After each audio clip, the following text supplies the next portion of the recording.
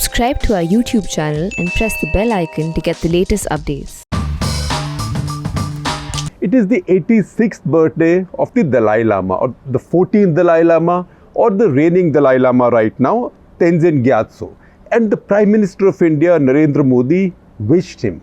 He also tweeted, you can see that tweet, that he had a call with him on the phone and wished him on the phone. Now that's become a story. Now why should it become a story if the Prime Minister of India merely wishes the Dalai Lama on his birthday? After all, he's an honored guest of India. He's one of the most respected human beings in the entire world.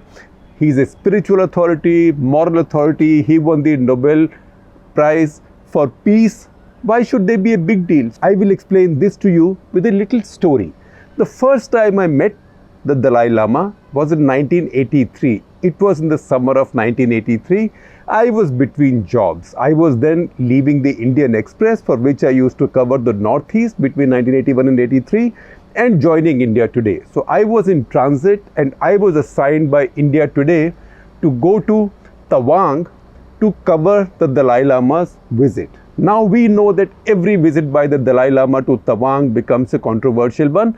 The last one being in 2017, which had got the Chinese hot under the collar. Before that, there was one in 2009. That was his 6th visit. So he makes these visits. Tawang has the big monastery. That is where he entered India and sought asylum.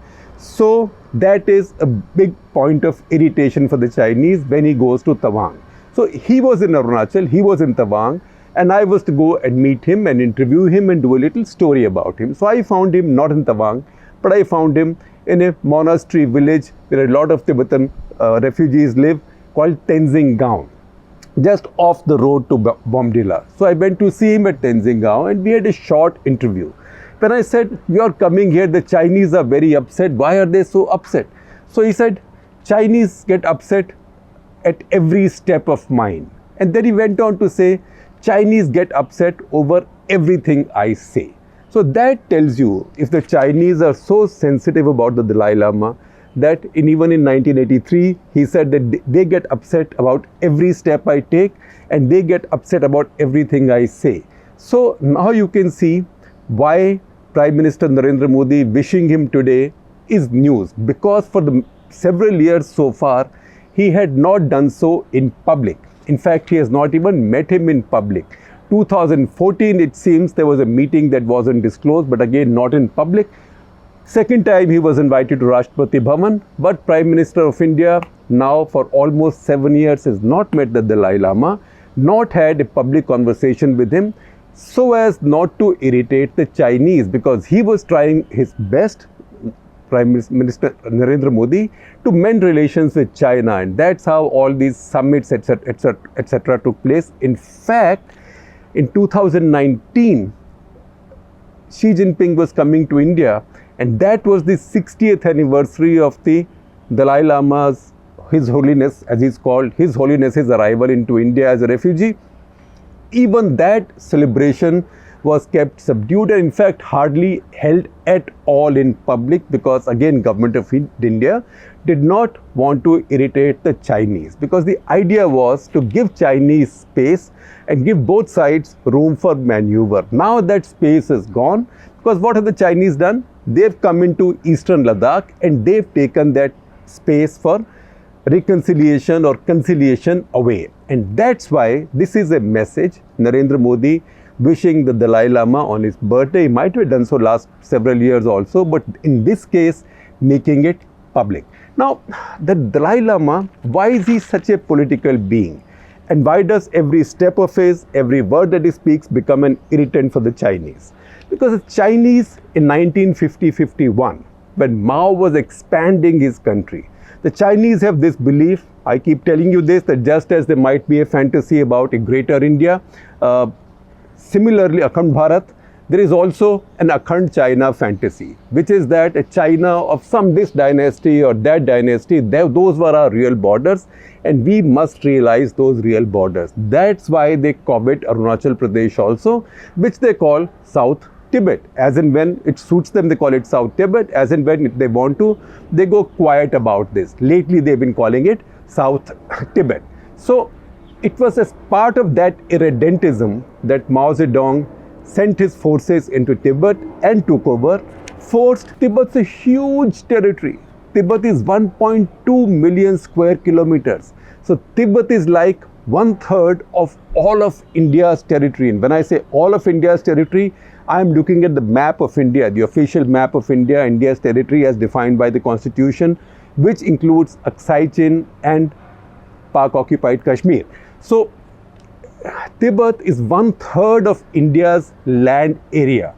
But Tibet at this point just has about 4 million people, about 40 lakh people, less than a fifth of the people that live in the city of Delhi.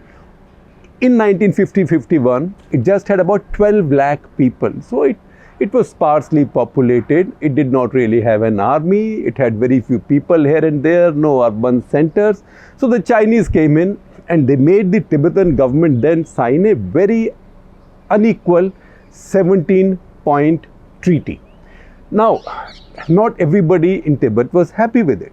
So Tibet had its Dalai Lama. They've had a tradition of the Dalai Lama. Dalai means the ocean. So basically a holy man who has the depth of the ocean. So the Dalai Lama is the spiritual and temporal head of Tibet. Everybody looks up to the Dalai Lama. Every Tibetan Buddhist looks up to the Dalai Lama. This Dalai Lama was then very young. If he's 86 now, you can imagine how old he was in 1950. He was very early teens at that point. But some kind of resistance did start within Tibet, and certainly it had help from the Americans, CIA. It also had some help from the Indian side, at least logistically. So the Americans were operating with the help of some Indian friends and partners with the knowledge of the Indian government. One of those was a famous man called Biju Patnaik, who later became Chief Minister of Odisha, Central Minister also, and whose son now has been the Chief Minister of Odisha, a very popular Chief Minister of Odisha for multiple terms now. So Biju Patnaik was a pilot, adventurer. He also ran an airline called Kalinga Airways. Kalinga Airways got involved in supply drop missions with Dakota aircraft, mostly Dakota aircraft. Over the hump, they were going over Tibet and dropping stuff for guerrillas, mainly of the Tibetan tribe, of the Khampa tribe there. But that wasn't going anywhere. The might of the Communist army was too strong. This place was too far away for even the Americans and the others to shift the weight of the battle anywhere. So ultimately, the Dalai Lama decided to seek refuge in India. 1959, he came into India with a few followers. Since then, a lot of his followers have been coming. At this point, generally, I would say estimates vary, also because many people have now foreign passports. Usually, Tibetan refugees, when they live in India, have Indian travel documents, Indian working documents. But many have become foreign citizens. Just for general knowledge, Lobsang Sangye, who was till recently the Prime Minister or the President or the head of the elected government of the Tibetan government in exile, he is an American citizen and he's now gone away to America. So roughly about 1,20,000 Tibetans live in India. Most of them at various camps or camps which have now become townships, largest of them being Dharamshala in Himachal Pradesh. Now, such is the sway of the Dalai Lama, the institution of the Dalai Lama, that even now the Chinese are not able to discount him. That's why anything done about him, done with him, creates trouble. That's why in 2017, when he was going to Arunachal Pradesh, Chinese made such a big deal of it, as if they were going to war right away. Remember, 2017 was also the year of Doklam. So, they know that they can't get over this institution. And their concern is, he's 86 now. What happens when he goes away? What happens to the institution of the Dalai Lama? So ideally, the Chinese would love to wish it away, but the Tibetan people will not accept it. And the Chinese know that the Tibetan people have a certain sympathy across the world. Also, it is a complicated history. It is not as easy as saying it was always a part of China, it became a part of China.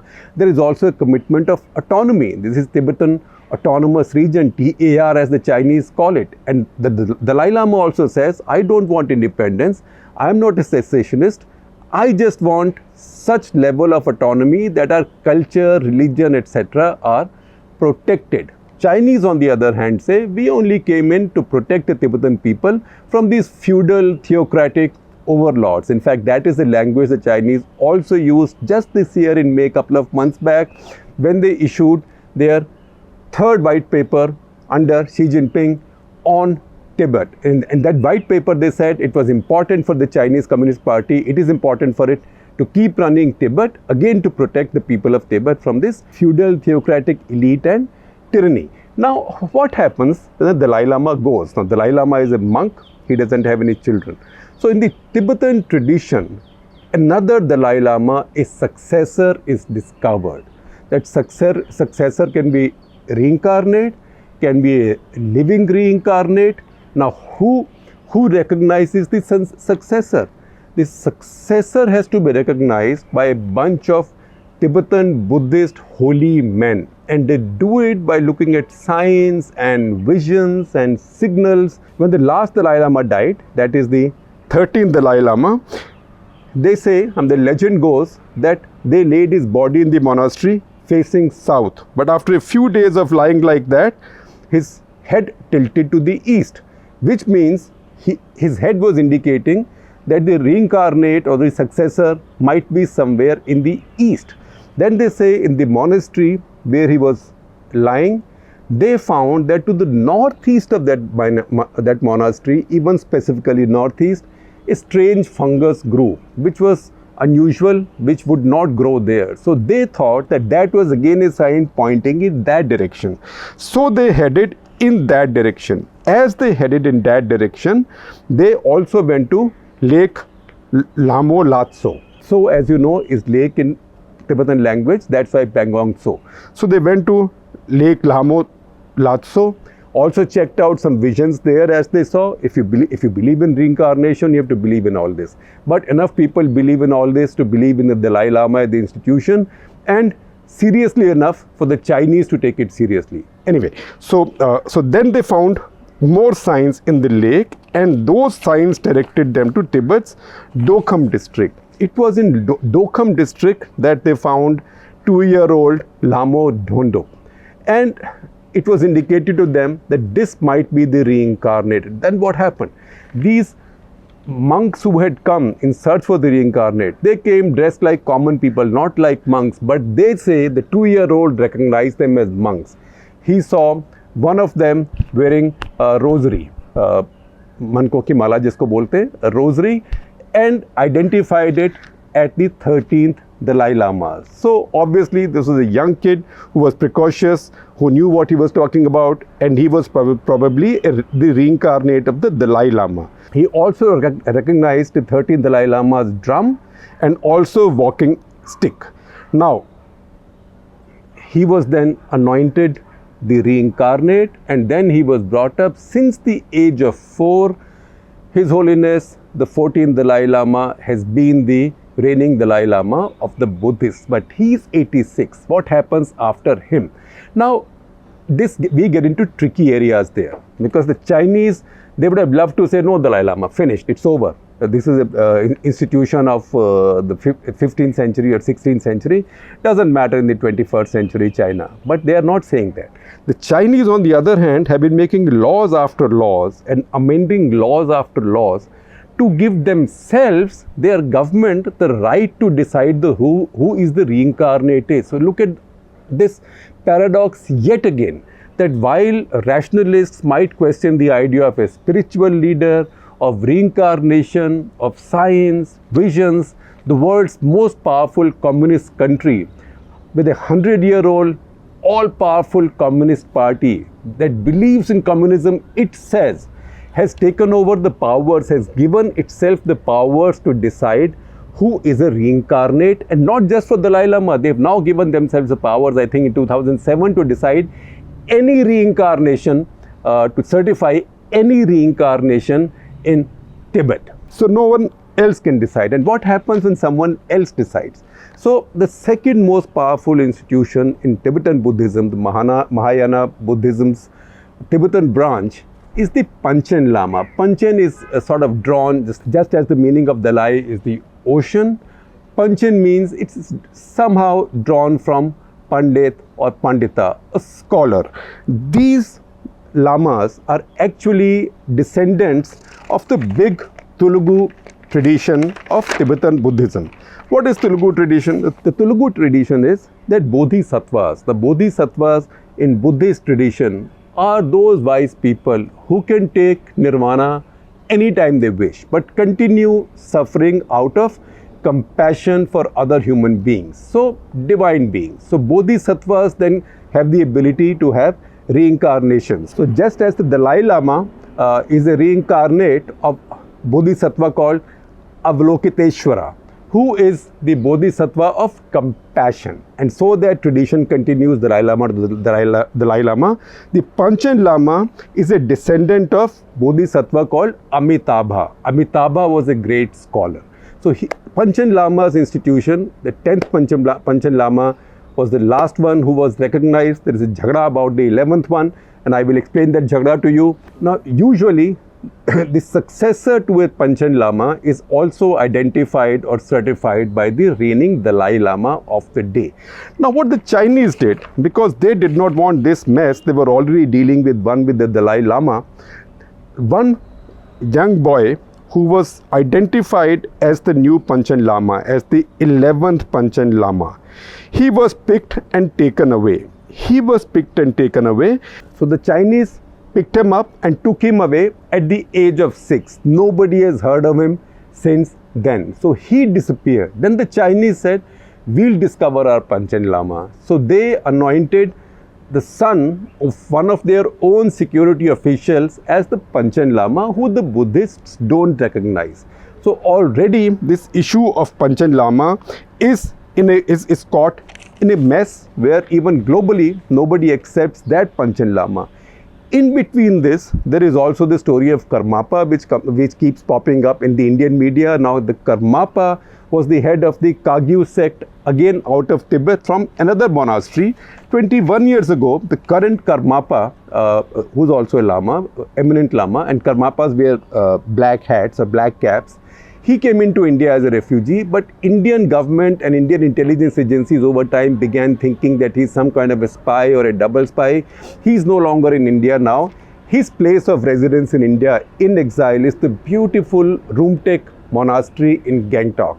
If you ever go to Gangtok, please check out Rumtek. It's one of the most beautiful monasteries in the world and also very easily accessible. Now, there are some issues with the Tibetan community because the community now has been refugee for a long time. A lot of them have gone to European countries, America. They are now spread. It's a big Tibetan diaspora all over the world. And there is also impatience in terms of what's going to happen with Tibet. Many have become foreign citizens, but they keep their loyalty with Tibet. The other interesting thing is that globally, particularly in the Western world, besides India, of course, there is strong sympathy for the Tibetan cause. In America, for example, read this week's global print, the column written by my colleague Jyoti Malhotra, which talks about some of this, including some internal politics among Tibetan refugees, because they have an elected government in exile. So, the last outgoing Sikyong, as he is called, Sikyong was earlier called Prime Minister, but at some point, Tibetans were persuaded to start calling him President. But when you say Prime Minister, you convey the impression of a government. So that irritates the Chinese more. When you say president, a president can be president of a society, anything. So this subterfuge was used. Anyway, Lobsang Sangye's term ended. He's gone away, but as he's gone away, another fresh exodus of Tibetans has taken place from India to Europe and America. The new Sikyong is Penpa Tsering, and let us see what is it that he is going to do right now. Now, we are talking about all this at a time when global attention is on China and everybody is worried. As I tell you this, the Japanese Deputy Prime Minister has made a very interesting statement, not about Tibet, but about China. He said that any Chinese military action in Taiwan will be an existential threat to Beijing. Please see the tweet by Richard Haas, President of the Council on Foreign Relations, which I am sharing with you, which notes the fact that the Japanese Deputy Prime Minister says that any Chinese move into Taiwan will be an existential threat to Japan. This will immediately trigger Japan's constitutional self-defense standard, which means Japanese defense forces can get involved. Also, this will then trigger the Japanese-American Mutual Defense Treaty. So global attention right now is on China's moves, and that's why Tibet becomes a lot more relevant at this point of time, and that's why the 86th birthday of the Dalai Lama and the Prime Minister wishing him and making it public in India is significant, because our issues in Eastern Ladakh and elsewhere are not yet resolved. Having said that, I will tell you about a very interesting book I've been reading these days. In fact, I had mentioned this book to you in another Cut the Clutter earlier in the context of Tibet. And I had said that I had heard about this book written by a man called Sidney Wignall, mountaineer, adventurer, called himself a mountain nut, who in 1955 agreed, along with what he calls as some people in Indian defense establishment, patriots working in their private capacity, to go into Tibet on a spying mission for India, to climb Tibet's highest mountain, Gorla Mandhata, and from there and on the way, see what is it that the Chinese were building there by way of military facilities, because Indian military had no idea by 1955. Government of India wanted to look the other way. They didn't want to accept there was a problem coming up in Tibet because they didn't know how to deal with it. So sometimes, you know, what a pigeon does when a cat's coming, or at least the legend is the pigeon closes its eyes, thinking the cat is not there, and the cat comes and gets it. So some officers, say, of Indian Army, Indian intelligence agencies reached out to him and asked him to go and do it for them. And since he was an adventurer, he went there along with two persons that he had hired to go with him, and soon enough the Chinese PLA arrested them. They were tortured, interrogated for a long time. Somehow they were released, because at that point global pressure, Western pressure became too much. He was a Welshman, he was a British citizen. Global pressure became too much, and he came back, with the stories of the roads the Chinese were building and of the military bandobast that they were building. And that's the first time India came to know of it. Now, his account is in this book, Spy on the Roof of the World, by Sidney Wignall. It says Spy on the Roof of the World, a true story of espionage and survival in the Himalayas. He claims that he came and told the Indian officers, and General Thimaia also took it up with Nehru and others, but he was ignored, and the information was ignored or dismissed as too alarmist, and that's why India did not act in time. So I've been able to source a copy of this book online. I'm reading it. It's fascinating. I'm not saying trust every claim in it, but remember, it has an endorsement from the Dalai Lama himself. It says a fascinating story of courage and determination. His Holiness the Dalai Lama. Sidney Wignall, I checked, passed away in 2012 in Wales at the age of 89. And I googled Sidney Wignall. He passed away in 2012 at the age of 89. Such a regret that I never got to meet him. I also must thank the person who told me about this book and his adventures. That is the former top Indian banker and now serial entrepreneur and investor, Jerry Rao, Jerry or Jaitirth Rao, who occasionally also writes for the print.